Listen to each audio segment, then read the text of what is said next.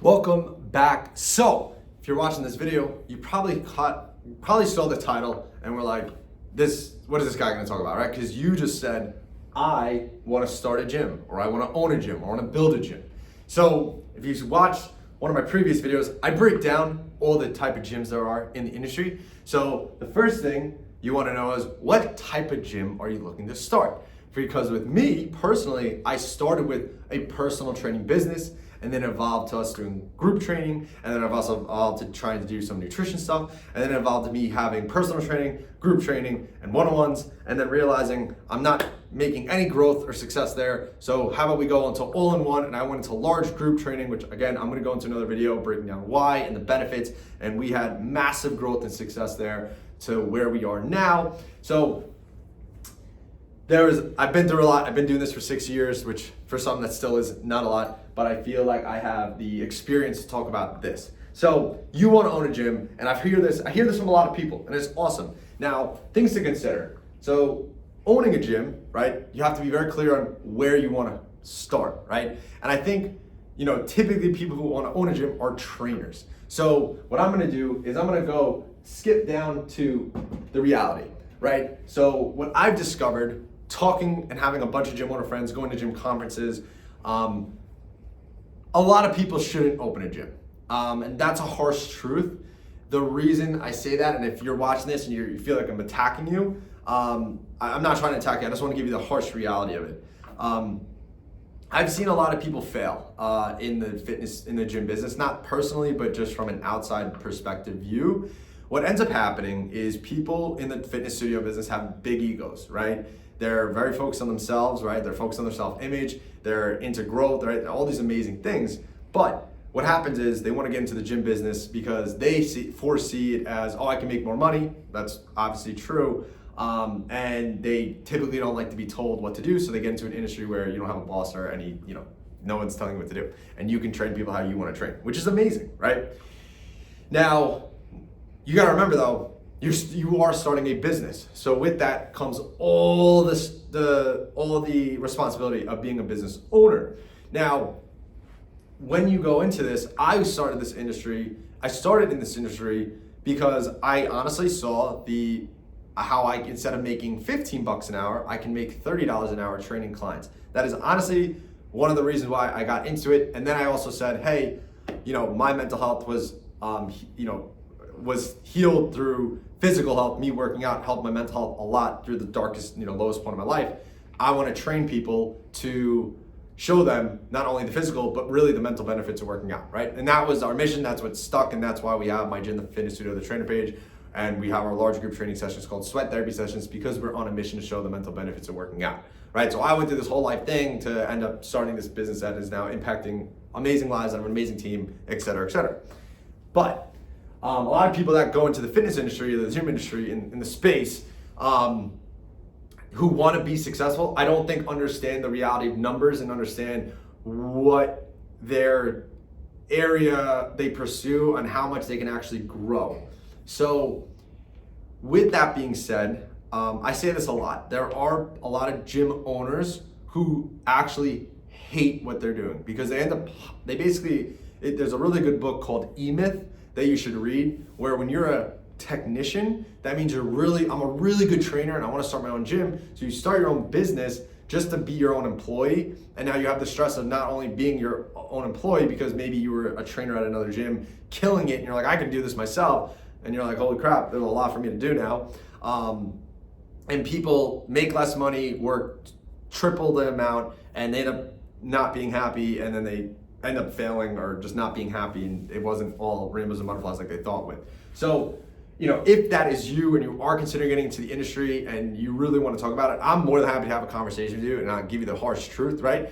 I gratefully went into the business kind of with no plan, and I fell in love with business. I fell in love with the concept of growing a business and going that route. If I was a trainer who was excellent at training and I love training, I just want to train, I would have then told myself at that moment, because let's just say I didn't want to deal with the business stuff, hey, maybe this is worth me becoming a really, really good trainer and being self-employed and training clients to where I can charge $100, $150, $200 per session, right? And again, I don't think, oh, I'm gonna have a team and I'm gonna have employees. It's no, I'm myself, but I'm elevating my status and my standard and my brand, and I'm gonna be a self-employed trainer, and I'm gonna make more money per session. Because in that case, you could train 20, 25 clients a week, charging $100 to $150 a session, depending on your price point, and now you can essentially make really good money that essentially is yours because you're working for it. But you gotta also realize how you're gonna get your clients. You're gonna have to market and sell. So you end up finding yourself getting back into these business things. But sometimes it might be worth it to work for a successful gym and be a kick-ass employee, number two, and help that business grow, and you'll get to reap the rewards, and you don't have to deal with the stress of owning a business. So kind of, I know I didn't realize I'd go off a tangent on that, but that's a really important part. And if you're someone who has questions, comments, concerns about that, like comment, message me on Instagram. I'd love to have a conversation with you. Now, you understand that. You're like, no, I do want to own a gym business. I want to be a part of something, and I like business. I want to get into business, right? You want to be an entrepreneur? Amazing. So now going back to the top, what is your goal, right? What is the intention behind it? What is your why? There's a million reasons. I already told you my why initially. And now you got to think to yourself, oh, cool. I'm going to become a millionaire owning a gym. Not exactly, which I think I'm going to make a video on that topic specifically. But really, what is your intention? Do you want to reach more people? Do you want to help more people? Do you feel like your maybe style, your brand, what you believe in is a message that you want to spread? That's amazing. Do it, right? But then understanding, okay, where am I going to start? Do I want to open a box gym? Do I want to just do one-on-one training and make that a business? Do I want to do semi-private? Do I want to do large group, right? Getting clear on where you want to do. Because the biggest problem I see gym owners make is, and I made it myself, that's why I'm confident I can say this, is you try to do too much and you got to focus on one thing. So find that one thing and stick with it. One thing. If there's anything you take away from this video and you want to own a gym, do one thing. Semi-private, large group, box, just one thing. And then once that machine is well oiled and built through a team and you're not involved, you can focus on something else. That's why I'm now pursuing and starting a remote nutrition company, because I know my well-oiled machine and fitness studio is doing that, right? So know the intention, know the goal, right? If the goal is to make money and you're like, I love fitness and I want to make money, right? Maybe this isn't the industry for you, right? Typically gyms don't make that much money. The evaluation of the business actually isn't anything crazy. Now also you got to define what is success. What is a lot of money to you, right? What a lot of money is to me might be not as much money to you, vice versa, right? So, going into this industry, I didn't really have that thought process. And now knowing what I know, I'm now pursuing another business where I see a much bigger opportunity from a money standpoint and impact standpoint. So that's why I'm pursuing it, right? Now, with all that being said, find your focus, find the intention, right? And now it's the question of, do I start my own or do I franchise? So this is where franchising can actually be really valuable. If you are someone who are like, if you're a true operator, or you get a game plan, you're like, I can execute, I'm ready to go. You might have a lot more success being a franchise owner than starting something solely on your own. Because what a franchise essentially you're doing is they have everything, the playbook built out for you. And you buy into the playbook, right? You pay them for that playbook, and then you have to pay a small percent on the top line, where they take 5 to 7% each month of your top line revenue. So let's say you make $50,000 a month in your business, they take 5% of that, right? So 5% of 5,000 is, I'll say 7%. That's $3,500, right? So that's their franchise fee. So, but they're giving you the entire play. They're like, you're starting a brand new business, location, build out, equipment, marketing, sales, this, and right now, different franchises have different processes, but if you can find a really awesome franchise that you align with and you really believe what they do is impactful and you want to go that route, you can have and save so much time joining a franchise than you can starting something your own like I did, right? Because there's so many obstacles you got to go through.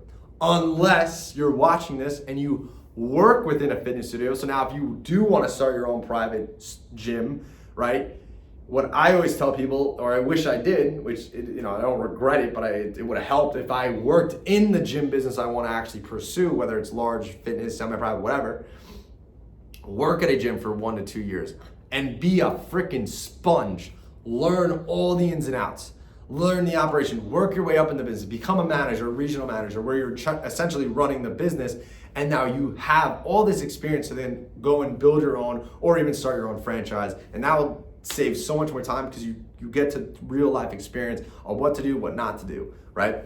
So when it comes to franchising, I do believe that it could save someone a lot of time and headache. But again, going back to my very first point, you need to make sure you're ready to be an actual business owner. One of the best things I ever heard, and I truly believe, was when you own a gym business specifically, you get so much experience of actual business operations, right? Between people, sales, marketing, retention, fulfillment, all the business categories in one. And essentially, they say gym owners become really good other business owners because you get to experience so much in the gym fitness space because there's a lot. And you can take those principles, that 80% of what business is similar, and apply that to something else and be really successful because you dealt with more headaches and similar experiences, right? Now, if you were someone who's like, I just want to make money and I thought the gym business you make a lot of money, you might want to look into more maybe online business like e-commerce, things like that. Very low operational costs. It takes a lot to get started, but once you get started, you can scale much faster. So owning a gym, right, you got to be clear on where you are. So like if you were someone who's like, I want to own a box gym, and you're like, well, now that Nick said I should franchise, let me look into Planet Fitness, right? Or let me look into Crunch Fitness, right? Those franchises have obviously tremendous success, but you got to realize there are set criteria and liquidity and money you need to start. So because if I looked into starting a Planet Fitness, for example, you need to have at least a $3 million net worth, and you got to have at least, I think, $1 million in liquid capital, right? So you need to have $1 million in the bank to essentially start that business. Now, you could essentially get a loan, right? But you're also just working yourself backwards. But what happens is people that are already successful and have the financial see the opportunities in that space, and they usually get involved with partners, and then they go and pursue it, right? Because it's very simple.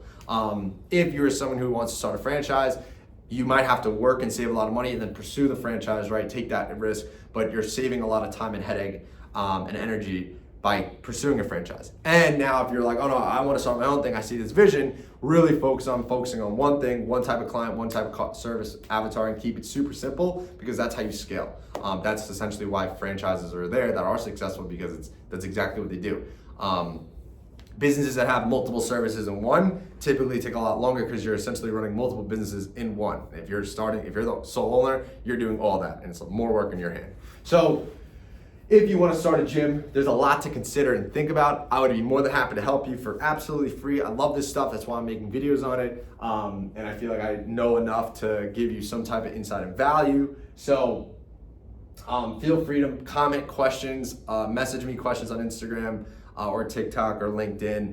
And this hopefully might be helpful if you're someone who says like, I want to start a gym, I want to own a gym. Okay.